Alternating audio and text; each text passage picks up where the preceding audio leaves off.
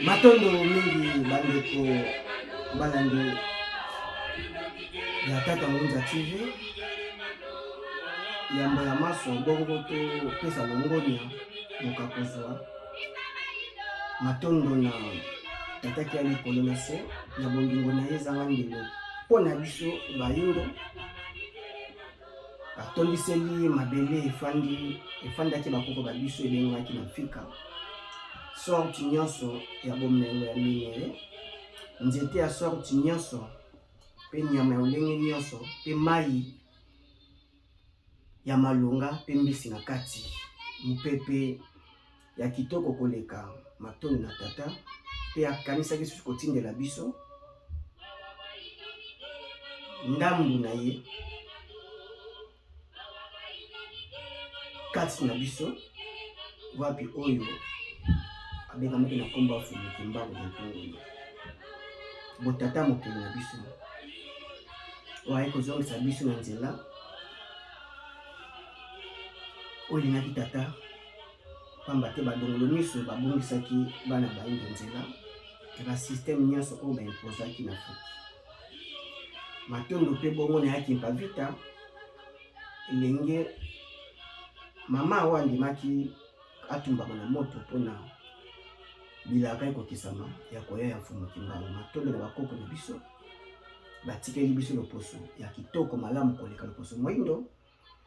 mpe babateli biso balakisa biso na bile ya kolia na nkota ya koloba ebatikeli biso mabele ya Afrika matondo na bakoko na biso mpe baboti biso bayindo mpo biso tobota bayindo mpo loposo oyo ebunga te matondo na bankolo beto tutondele belo bankolo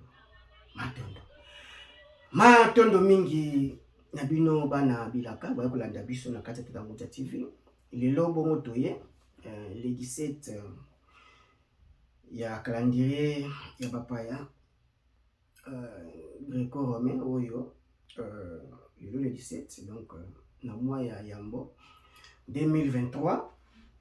na libako ya bozongi ya mbuta machua kasi nengo ya likambo ezali nini tokolobela lelo la faiblesse de l'Afrique. La faiblesse de l'Afrique. Donc, Afrique est faible pour nini. Faiblesse de l'Afrique parce que l'Afrique a ko dépendre na aide occidentale, orientale. En bref, l'Afrique dépend de l'extérieur. De moins les alliés faiblesse naïe. Donc, na ba branche nyonso ya vie, Afrique a ko dépendre des faiblesses ya biso yango wana. Donc, tozaki ba dépendant ndela ye tomi ko dépendre na ye kaka tozo dépendre na ye jusqu'à preuve du contraire tozo demere kaka ba dépendant ya loposo pembe. Dans Afrique, faiblesse na ye efandi na ibonga wana na dépendance. Donc dépendance ya Afrique surtout et pour tout na tout domaine Afrique aza dépendant. Donc na ye moko sa elo côté oyo ebimi na ba valeur africaine ezati. Monsieur Afrique aza ko salela uti libanda. Nde ekoze biso faiblesse. Donc toza ko tendre ka lobo toza ko senga à l'éternité. Donc tosenga kaka et loboko epesaka nde loboko yo ekambaka. Na bongo na kozala na lolenge wana ezalaki kofandela ya malonga te nde bongo banzambe bayaki siko kobotama na bana bato ndenge tokoloba ba Elohim to ba divinité so bayi kobotama ne parmi bango komona bongo ba Kwame Nkrumah bambote le mumba banzambe eneteni ya politique baye pamba tezala ka la loi de la nature donc lion akobotaka mukie léopard banyama makasi mate bango balia banyama mususu ba oani bakobota kibele bamboloko ba zèbre bakobota kibele. Donc banzambe bayaka mukie na chaque domaine. Et Kwame Nkrumah ba telemi bazui l'indépendance na Ghana na 57 le 6 mars.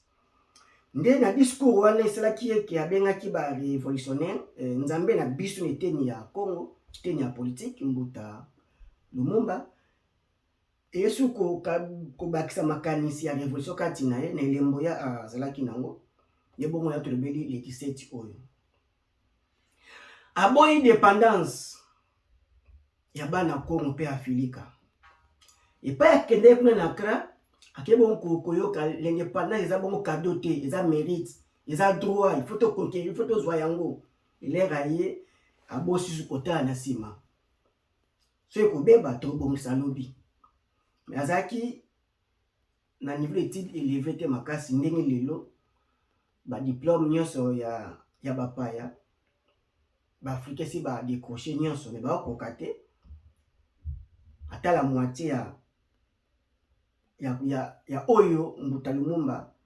asalaki ba oyo ba élite intellectuelle na biso bandimaki na époque ya l'indépendance ko repousser l'opposo pembe. Mbuta Lumumba atelemi te bon kozwa l'indépendance 11 jours kaka après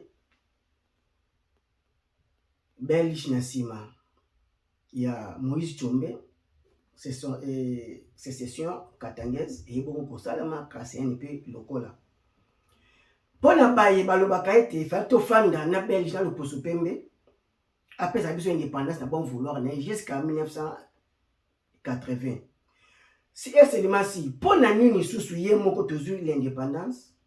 soit déjà pressé mais na bonne foi yazaki nango il fallait qu'il a orienté pesa maboko et à quel susu derrière Tshombe ba ya suko kabola Congo ba affaiblir pays continent Congo de faiblesse na biso tout le monde a comprenait ki yango même dans ce plan armé à boto dépendre na ba konza mindele alongoli na ba dirigeant ya armée pour remplacer Baindo donc ba bundela ki indépendance physique ce qui lelo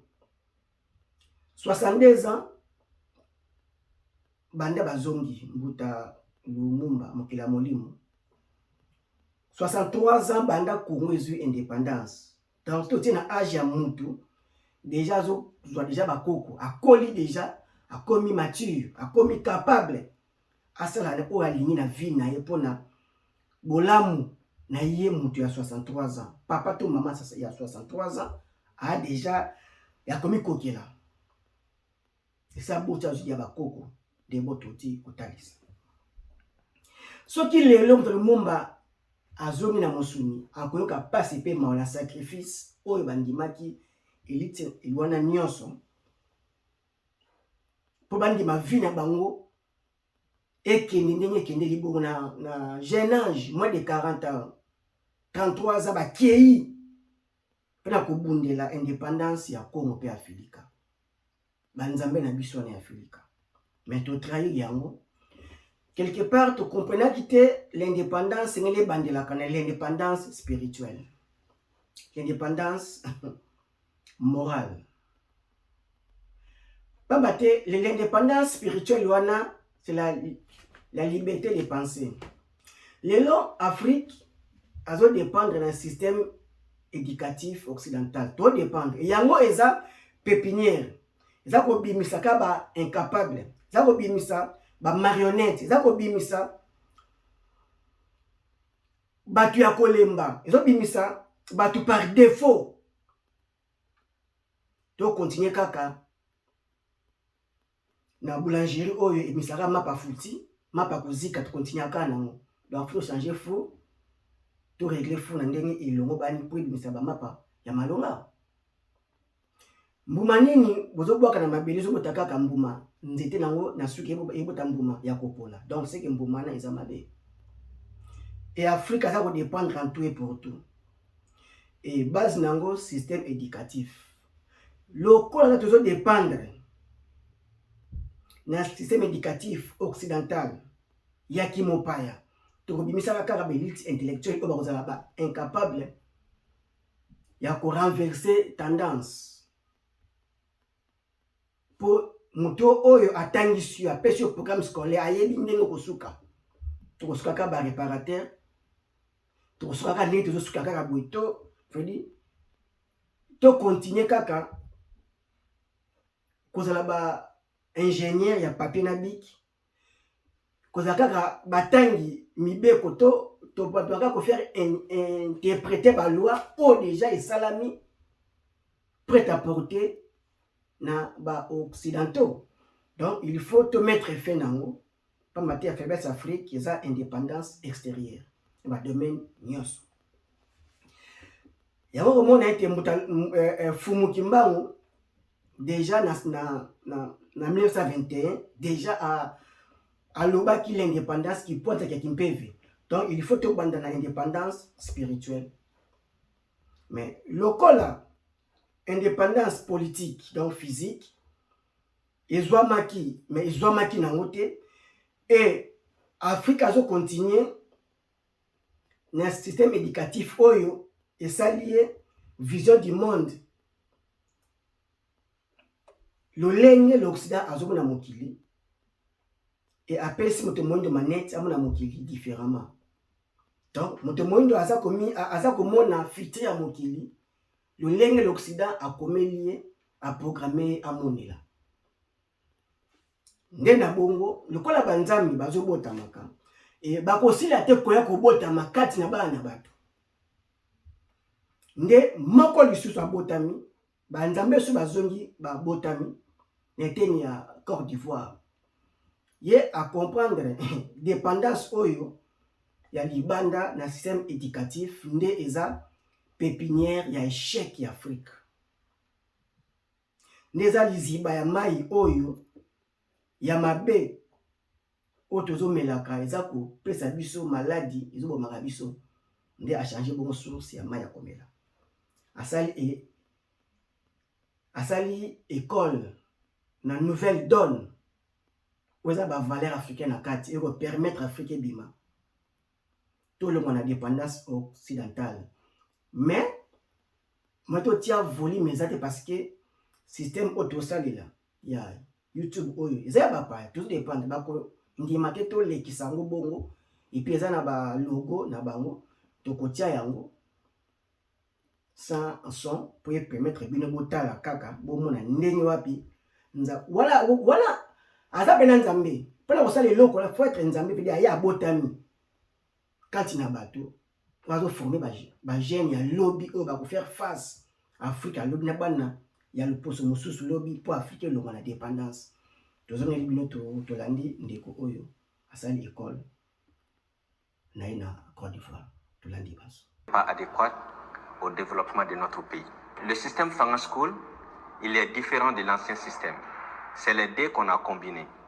Donc, Fanga School est une école qui sort de l'ordinaire. C'est une école qui aide les enfants à apprendre la technologie de base pour devenir des ingénieurs, mais vraiment des vrais ingénieurs. Des ingénieurs qui peuvent fabriquer, non pas des ingénieurs qui peuvent juste lire et écrire. Parce que ça peut aider notre pays à industrialiser et aussi à donner la chance à beaucoup d'enfants d'être autonomes dans leur vie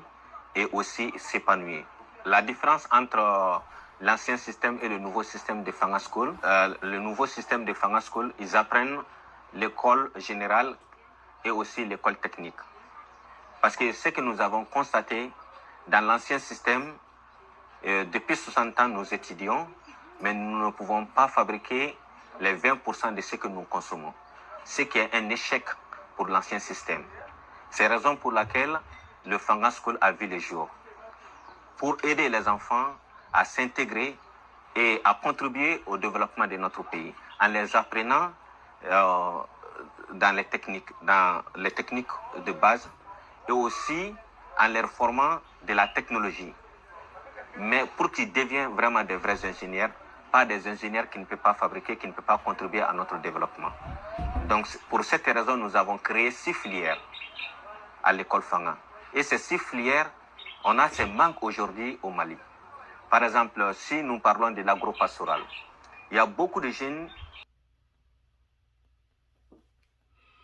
matondo donc wana fanga school na Côte d'Ivoire molimo wana ye botami na ye moko sans soutien ya gouvernement ivoirien azobunda tala même ndenge otanga suja a bana miki bango nde futur ya lobby. Donc l'ancien système déjà échoué na échec nango pamba te mongunia na yo oyo nyonso akokumba yozalaka na désavantage na yo. Mongoni Afrique aza bongo mutauti libanda ya Afrique yeni mterobe bis Afrique. Donc système occidental il peut bénéficier dans l'africain grand jamais. Donc ils ont permettre bana déjà en jeune âge déjà baza capable ya kosala bisaïl oyo bango moko balingi o nation lingi. Donc il faut ba pépinier, il faut tout protéger. École à bongo gouvernement pesa mo maboko ezali belé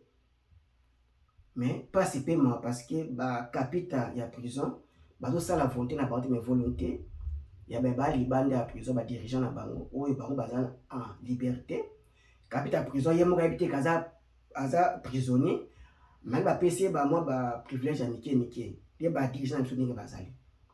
donc eza etumba ya makasi système oyo eza mutute ya donc eza mupepe ya fumuki mbangu mupepe ya nzamba bakoko azo telemisa banzambe na chaque coin pamba te leto kokutana sali Afrique ya lobi makasi. Donc bana o déjà bana ndengete ba envier mikila bapaya pamba te déjà asa capable na mboka na bango déjà na autosuffisance ya éducation o bazozwa déjà ya mwana Afrique ya lobi ezela makasi. Donc ancien système c'est la bani to longola yango pona nini lelo baebanso bakambi biso déjà ba 60 ans ya l'indépendance telle Afrique ezo émergence na nini telle Afrique eza indépendant na domaine nini Afrique eza ko dépendre te libanda même ba élection kaka bo dépendre kana libanda parce que le système na binoté. Comment expliquer ba élite intellectuelle bayembaka hymne national na balade international kaka kombo na kaka hymne national mais ça loyembo ya munoko ya mboka ne boyemba ona minoko ya bapaya incapable bayembaka ba hymne national na balade international donc il fait échouer biso échec et lobby pas tozo kende français anglais portugais balangue wana ezala belangue et faire identifier ben ba incompétent des abalang ya ba incompétent so lobby au lobby français au lobby anglais ba bisa incompétent et teni lobby ya costume cravate la bon teni ya ba incompétent. Non Afrique a besoin wana te pas Afrique azoma papu Afrique fazwa racine na ye yango wana fidi nzamba ya botami be kol wana e mu pepe wana déjà ils ont soufflé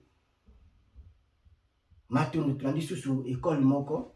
pour moi que le système éducatif oyo ekobongwana beleza volonté ya ngata tangunza te za volonté ya nisingenzila te volonté ya tata mokeli ya fumuki mbango alingi bayindo balongo la dépendance ni aisha la bukasi ya lobi Afrika école moso eza na nord-ouest ya Kenya Freedom lolenge moko mupepe wana susu aboti yesusu bana na flair d'âge pour lobby ya biso Afrika tolonga na dépendance tolani bongo tozonga na commentaire. Redonner à l'Afrique une place plus importante dans l'éducation, c'est le défi que l'école Freedom, située à Nakuru dans l'ouest du Kenya, tente de relever. Ici, la culture, la langue maternelle et les tenues africaines sont au cœur du programme d'éducation dénommé Afrocentrisme. Grâce à notre programme de mentorat, nous avons réalisé que les enfants ne font qu'étudier les maths et l'anglais sans réelle identité. Alors nous avons décidé d'enseigner à ces enfants leur identité qui s'appuie sur le programme afrocentrique, qui est le programme de la liberté. Et quand nous avons commencé à faire cela, nous avons vu une sérieuse transformation. La majorité de ces enfants a commencé à avoir d'excellents résultats. Fondée en 2018, cette école culturellement attachée à la valorisation de l'Afrique et son histoire compte désormais plus de 300 élèves âgés de 5 à 14 ans. Avec sa différence, elle veut briser les codes éducationnels laissés par la colonisation. La raison pour laquelle nous valorisons notre langue maternelle, nos cultures et nos tissus africains, c'est parce que c'est ce que nous sommes. Notre culture porte notre cœur, notre âme, notre esprit, notre essence. Et si nous nous habillons comme les Britanniques nous l'ont montré, ou si nous parlons comme les Britanniques nous ont appris à parler à l'école, en fait, ce devrait être qu'un ajout, juste une exposition supplémentaire, non le centre. D'abord, nous devrions commencer par notre propre langue maternelle, nos propres cultures, notre code vestimentaire, notre afrocentrisme, et ensuite, nous pouvons ajouter le reste. C'est une école centrée sur l'Afrique. Elle essaie de changer la mentalité africaine, de faire en sorte que les Africains s'aiment eux-mêmes, sachent qui ils sont et soient simplement fiers et prêts à embrasser leur culture. Dans mon ancienne école, il était très difficile de se faire appeler par son nom africain parce que les gens pensent que les noms africains n'ont pas de valeur. Les fondateurs de cette école espèrent que leur exemple sera adopté à l'échelle nationale, voire continentale, avec l'objectif de former des Africains qui promeuvent leur africanité. Matole bandiko balandi to bundi poto tiason bakatate la musala tata c'est la bisale ya papaya bolandi wana na Kenya. Donc na molato basali évaluation ya bana bakombe asiki bakombe mayele po baotanga siko na balangue locale po baza colonie anglaise. Donc certes batangaka na anglais mais so baotanga sa bana minduka bapaya feza la complémentaire bankota bapaya mais comme maté socle comme maté base na biso efanda na balangue étrangère non africain asala mataza la muumbo à l'éternité te ngonga ekoki tolonga na dépendance extérieure ne bana wana lobi ne ba vrai kémite ne ba vrai vutuka ba vrai africain bana wana ne lobi do bazotanga na racine na bango bazotanga na ba valeur na réelle identité na biso moni. Donc système wana eko panza na Afrika mobimba elingi tata mutako kanga ngwa zate fumuki mba utobaka za kotelema déjà na molato déjà na lolingi veli bazo défendre penza kibobango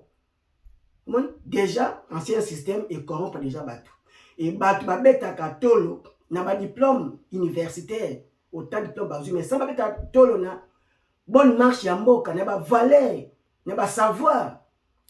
veli batangi sans savoir moi. Donc science sans conscience ruine de l'âme et ruiné quand à tous les systèmes partout bakei Afrique échouée. L'ancien système colonial et faire échouer Afrique et si quoi système tata mokeli yamwani toi suna école moko était ni à Congo était l'oningwa mafuta donc centre professionnel ya polyvalence. Donc moi na bazotanga ba interné bana na sobanza na songololo maka ba image je veux dire moi na moko azotanga plus ou moins 14 métiers. Donc ye moko aza médecin, ye moko aza nyonso kati na ye bazwika bana na fleur d'âge bongo moni. Donc ba 12-14 ans bana ba mike bongo ba ke ko interné bango pamba te surtout sali boyete Afrique ko s'en sortir te. Donc il faut système éducatif échanger pour tout la dépendance. Donc moi na ye moko agolo na veni autosuffisance de l'homme. Notre maka ko dépendre na FMI Banque mondiale na français anglais portugais pour na nini des volonté coloniale yango e corrompre tout dirigeant ba la ceinture corrompu. Le système scolaire parce que tous les principes tout bazo sale là soit disant ba intellectuel africain système tout bazo sale là tout principe inventé na occident aucun principe africain et ça na mesa ya musala. Donc on a déjà aliéné déjà l'école occidentale automatiquement parce que okolo baka kota na bango okobeta ka valeur oko veut okola taka la bango oko penser ndenge livre o ba komeli otangi et moment ekoki bayindo ya lobi ba yindo ya lilote et susu na été l'honneur na mafuta indépendance spirituelle baada déjà ko sambela bonza ba kola ba sambela ki donc bazui des écoles wana ba figa mo siko na ninga mafuta na polyvalence na centre wana ninga mafuta na été wana déjà ba yebi ke ba ko sambela Jésus te Yahweh te Bouddha te Krishna te bana wana te donc baza déjà na lolinga ko sambela chaque deux mois na moko akobelela molimo oyo sali musala wana ya mbubango bazala avantage était wana faut gouvernement soit pesa maboko biso to influencer bana wana ya lobi to kalika soki toye na bana na poto awa nde baza ba comme ba supérieur yebi bana comme bazo beba na éducation ya bapa ya awa ba meli ba diamba ba sali kinduma a fait de vedi na kati ya etelo ba te ya bana vedi oh tradition culture na biso ne bebisi bana moni donc autant ça peut mwana na Afrique na système scolaire ya bapa ezala déjà comme ça suka bana parce que ba produit et ko produit kaka batwana ya mabe engonga ekoki système na biso otamu ke latindi ya mosingi bongo to tini kabana batangelela pamba te lobi Afrique donc c'est l'Afrique ya lilote ya wana to lobi boye ba professeur ba échoué pamba te baza ko faire véhiculer message occidental dans système éducatif ba politicien ba échoué parce que politique ko bazo salila ba principe nyonso za principe occidental aucun mo loi ba sali ya sika na intérêt ya ba autochtone ezate tous les scientifiques na notre l'ère africain ba échoué pamba te baza ko faire véhiculer kaka ancien système colonial ba échoué et ngonga ekoki banzambe ba ekobotama ba na doni ya sika wapi oyo to s'accaparer nango to pesa ngo maboko pamba te Afrique ya lobi eza l'Afrique ya bokasi nde to lobi boye l'arbre qui couvrira le monde demain c'est l'Afrique. The true that will cover the world tomorrow it is Africa. Et avant que couvrira au monde amaya et Africa. Nzete oyo